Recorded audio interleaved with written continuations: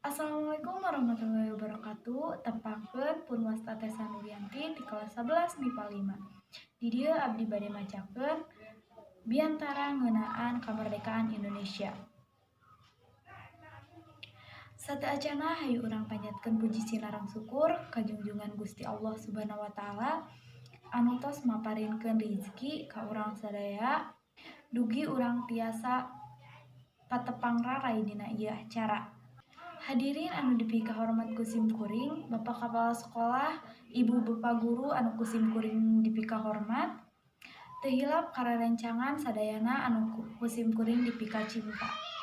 Urang priyogi kauninga yen di zaman baheula teh seueur pisan pangorbanan para pejuang dina ngabelaan kamardekaan negara Indonesia. Mata ku kituna urang salaku warga negara Indonesia, generasi penerus bangsa sareng kedah neruskeun perjuangan para pahlawan urang, carana nyaeta diajar sing giat jeung ngawujudkeun cita-cita urang dupikeun ngajantenkeun kahirupan bangsa Indonesia anu maju. Tapi sabenerna seueur keneh hal-hal anu tiasa dilakukeun ku urang sadaya sebagai generasi pemuda dina rangka ngeusian kamardekaan Indonesia.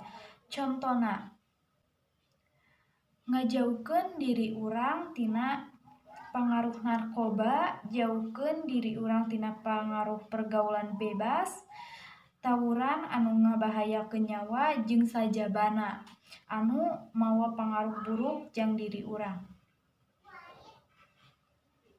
Hayu urang sami-sami ngalakukeun hal positif anu aya mangpaatna jang diri urang, misalkeun nyieun prestasi di sakola, seueur maca buku nu berguna, diajar sing bener di sakola jeung sajabana.